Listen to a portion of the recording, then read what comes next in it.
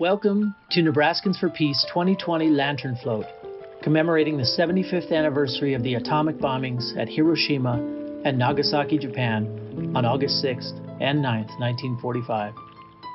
For the first time in 37 years, we are not gathering at dusk at Holmes Lake Park in Lincoln, Nebraska to launch memorial lanterns on the water. To protect everyone from the risk of exposure to coronavirus, this year's event is being conducted virtually. We thank you for joining us from the safety of your own home to continue this Nebraskans for Peace tradition of remembrance, in the hope that never again will nuclear weapons be used as an implement of warfare. Indeed, that they will be outlawed and abolished altogether. Our thanks to Omaha musician and Nebraskans for Peace member Michael Murphy for once again providing the music for this evening's program, and to photographer John Keller for sharing his photos of previous Lantern Float commemorations. Tonight's presenter is University of Nebraska-Lincoln Assistant Professor of Political Science, Tyler White. Dr. White is the co-author of the groundbreaking 2017 study, Nuclear Weapons in a Changing Climate, Probability, Increasing Risks, and Perception, which documented that the destruction caused by even localized nuclear blasts in one remote part of the world would have sweeping repercussions for the Earth's entire climate and ecosystem. Following Dr. White's presentation, there will be a brief message for Nebraskans for Peace member Nobuko Tsukui of Tokyo, Japan, whose financial support of the Nebraska Peace Foundation helped make this program possible. Hi, my name is Dr. Tyler White, and I'm an Associate Professor of Practice in Political Science here at the University of Nebraska-Lincoln. I'm very pleased to be speaking with you this evening about some of the things that I think about during my day job, which is nuclear proliferation, nuclear war, and trying to avoid international conflict. Thank you again for the opportunity to speak to you.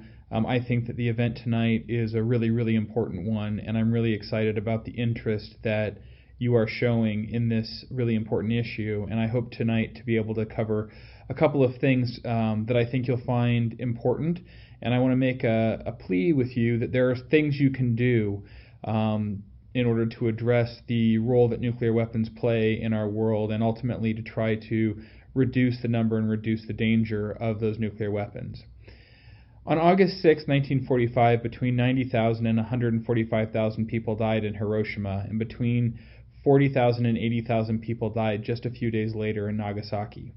At least 40,000 of those were children.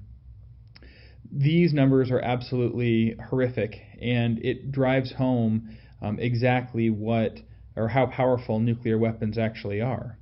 But my research has given me an opportunity to talk to a wide range of folks who are interested or are part of the nuclear weapons enterprise.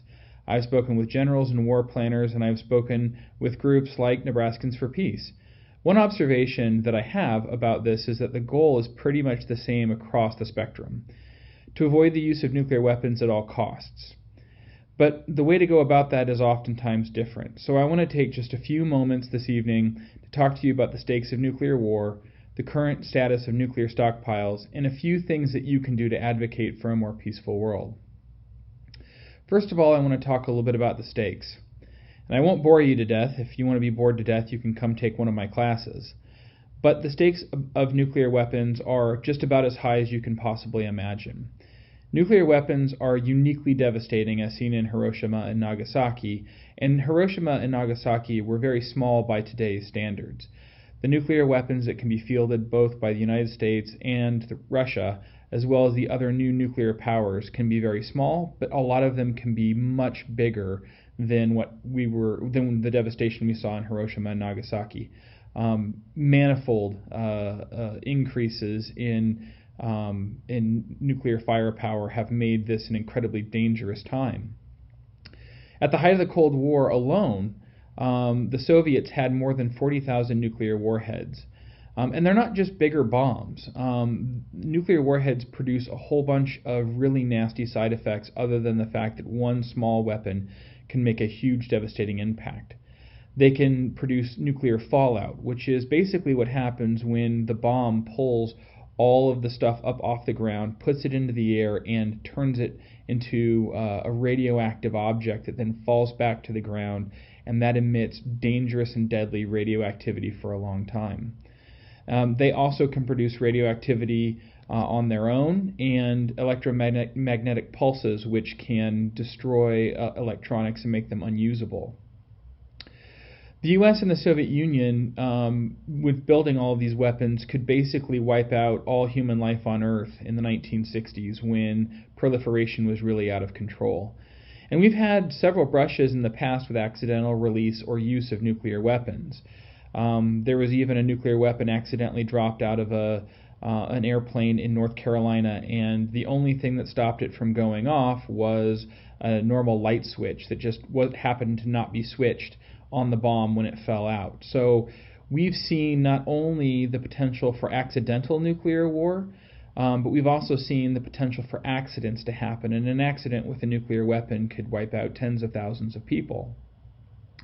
My research and the research that some of my colleagues have done together also shows that nuclear weapons can have a dire environmental fallout even with a limited exchange or with an accident.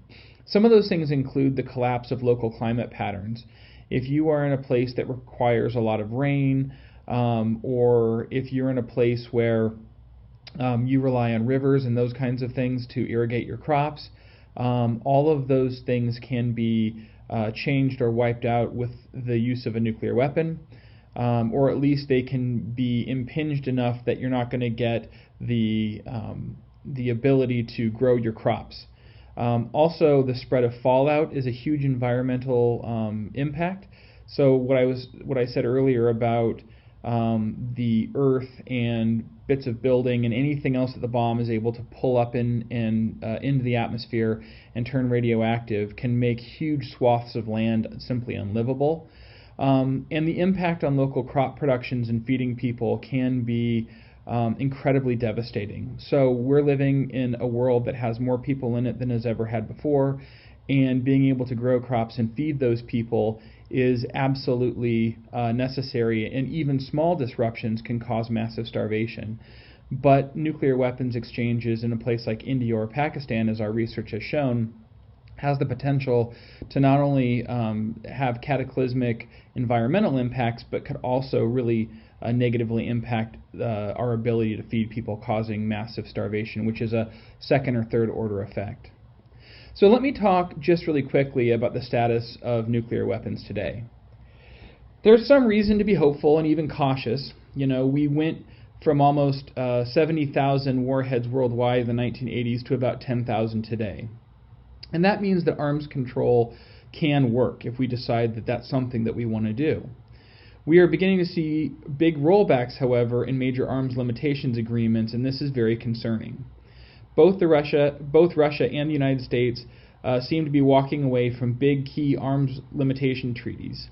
The Trump administration in particular has left the JCPOA, or the Iran deal as it's known, the Intermediate Nuclear Forces Treaty, or the INF Treaty, and the Open Skies Treaty. And they've made no movement to renew the New START Treaty signed between the U.S. and Russia that will expire very soon. If the New START Treaty is allowed to expire, there will be no real meaningful nuclear arms limitation treaties between the U.S. and Russia anymore. And this is a problem because Russia has exhibited incredibly bad behavior and has violated the terms of some of these treaties. But instead of trying to hold Russia accountable, the Trump administration has decided to scrap the treaties altogether, and they have not proposed any meaningful alternative. Their stance seems to be always to say, we'll make a better deal, but they simply haven't done that. The result has been the resumption of uranium enrichment in Iran, and the Russians are now building new weapons and new delivery systems. In fact, the world looks like we're going in the wrong direction as far as nuclear proliferation goes, and this is deeply concerning after we had decades of arms reductions. So what can you do? Whether your goal is the reduction of nuclear weapons stockpiles or their elimination altogether, the process begins with a new and robust anti-proliferation and arms control treaties and those regimes. It is incredibly important to be informed on all of these issues, especially the state of these arms control treaties and the quality of our own nuclear weapons infrastructure. We want to make sure to avoid any accidents, especially at home, and safeguard our own nuclear weapons stockpile, but we also want to be able to reduce nuclear weapons stockpiles as our potential adversaries reduce theirs. In order to do that, we have to have trust. In the end, we've blown through a lot of that trust and accountability, particularly in the past 3 years, and we need to work with friends and allies to rebuild our relationships and the relationships with our potential adversaries on these really big issues. We should invest more time and money into non-proliferation organizations such as the International Agency, the IAEA, the International Atomic Energy Agency, and make sure that non-proliferation is a major national security concern again.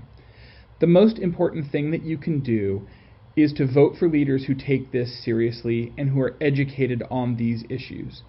You need to keep bringing it up. This is an issue that many people agree on, from generals serving in the military to abolitionists and everywhere in between. The world is a much more dangerous and unstable place when we are not doing everything we can to discourage the production of more nuclear weapons.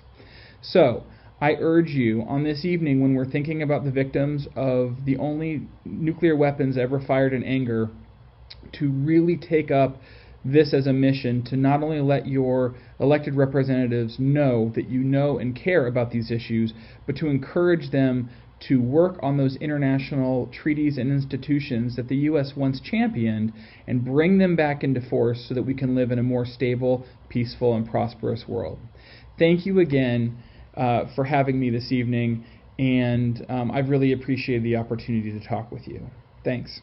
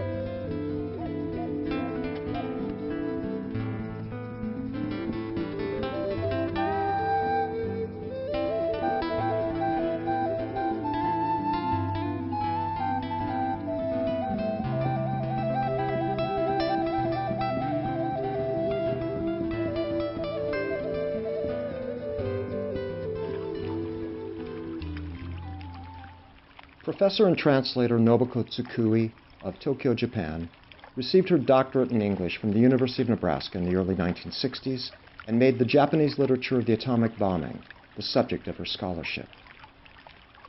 She sent the following message for this year's virtual lantern float commemoration.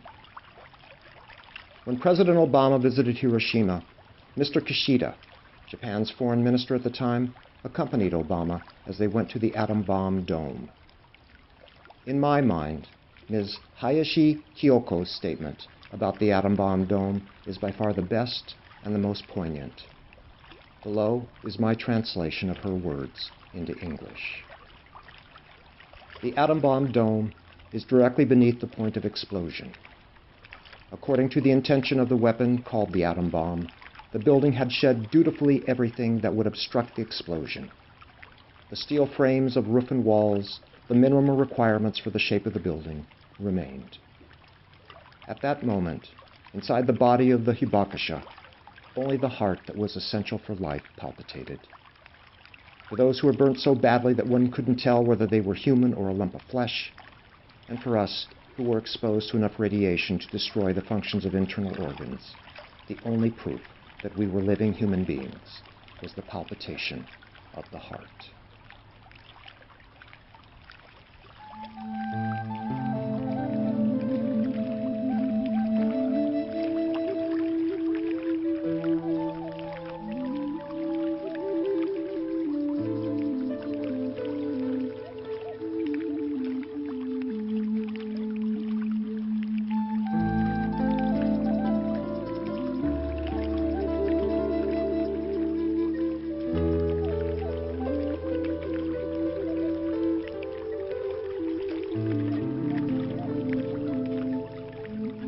thank you for participating in this year's virtual lantern float.